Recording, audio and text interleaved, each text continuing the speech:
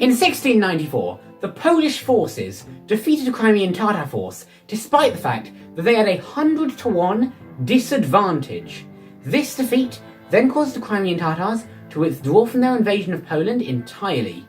In this video, I am going to give you a description of the events that happened that day, and then I'm going to give you some theories for why the Polish were able to win the battle, because none of my sources actually explain why. But before we continue, I have to mention that my sources for this video probably aren't too good. Like, it's not my fault, but this isn't a very well documented battle, okay? I couldn't find a single freely available book, and of the books I could see, but I couldn't, get because you had to pay for them. Well, they were all in Polish, meaning that even if I could pay for the books, they'd probably be in a language I can't understand anyway. So instead, I'm reduced to reading articles on this battle. Namely, 3 articles written by Polish people in Polish, forcing me to translate them to English, only to find that these articles were almost certainly biased in favour of Poland, and seemingly trying to dramatise the event to most likely boost retention, or just because they wanted to, most likely both. So take the information provided in this video with the amount of salt that it rightly deserves. Either way, in the 1600s, the Crimean Khanate liked going on raids into the Polish-Lithuanian Commonwealth, and in 1694, they decided they wanted to go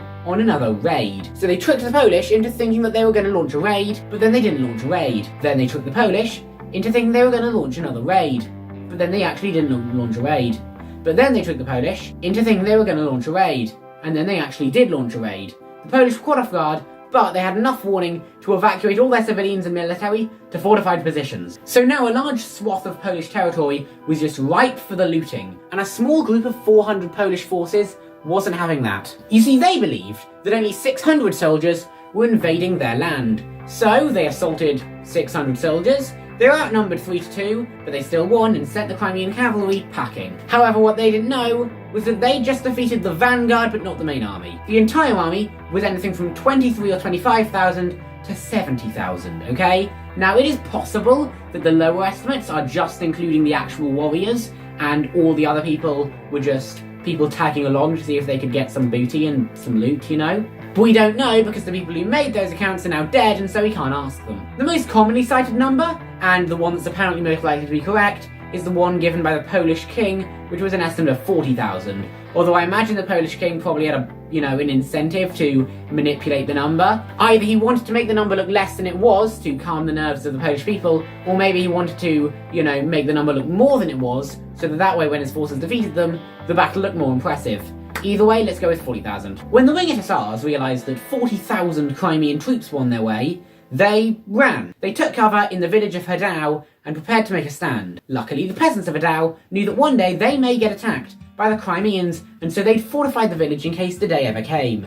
And they had been right to do so. Set up something called this word, and I don't know what the word is, and I looked online, I couldn't find it, but they'd set up some of those. One source says that the peasants built their cottages so that they were designed to defend against an attack. Another source says that the Polish army pulled those cottages apart to build their defences. Either way, they set up a defence and they came under attack. During the battle, the Winged Hussars and the Polish supposedly ran out of ammo and were forced to rip the arrowheads off fallen Tatar arrows, shove them in their gun and keep shooting. Now, I don't really believe this. I struggle to believe that you could, off the cuff, fit an arrowhead into a 17th century musket, so I believe that's most likely been made up to dramatise events, but we'll never know, because so few can survive. There are only 400 people in this army. A few dozen of them either died or were captured during the battle. After 6 hours of failed attacks, the Crimeans sent Polish speakers over to negotiate surrender. However, these negotiations ended in failure, and so they withdrew. Not just from Hdau, but from the entire front. The Crimeans broke off their attack. And by this point in the campaign,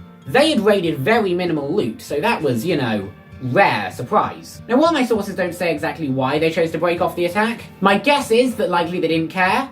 They weren't here to storm Hdau, they were here to steal some treasure. Apparently this was an almost entirely open plain, so had they sent all 40,000 people to assault the town, they probably could have taken the position if they had to. But given that 400 men realistically posed no threat to them, I wouldn't be surprised if the reason that they broke off the attack was that they realised that they were going to gain nothing from this victory, and so they didn't bother to deploy their full force against the town, and then eventually just retreated. It is true that they would have gained a few hostages, you know, a few hostages isn't worth the amount of casualties that they were going to have to take this quite defensible position. Especially because the Polish told them that they'd rather die than surrender, meaning there weren't going to be many hostages, if any. But the question I have is, why did they break off their entire campaign? Like, the most obvious theory is they were so humiliated by the defeat at Tadao that they decided to just, like, run home and cry. But I can't imagine they would do that. They'd still want to salvage something from this raid. So I imagine they would stay a bit longer and get, like, at least some more treasure. But no, after the defeat, they apparently just left. Like, I know my sources are probably biased in favour of Poland, but for all three of the articles and Wikipedia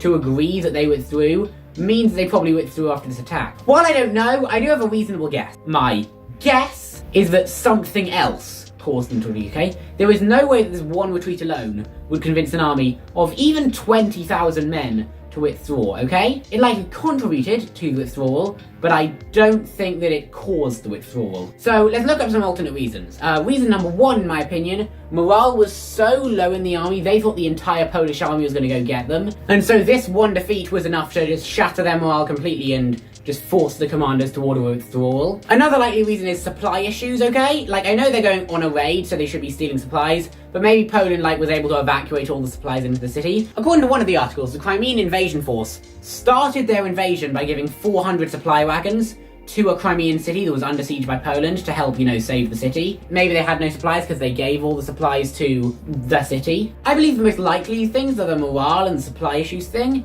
and the reason I believe that is because those things wouldn't be documented by any other side, okay? Like, sure, there'll be Crimean records that survived saying them, but no other country will have records of the morale or supply situation of the Crimean Khanate. And given that the Ottoman Empire would soon be conquered by Russia, I don't consider it implausible that just the records of why Crimea chose to withdraw simply haven't stood the test of time, and we don't know. But this is all just my guess, because again, things like this are so poorly documented that we have no idea, and we're just, you know, left to inferring information based on the little evidence I have, which is, in my case, in this scenario, pretty much nothing.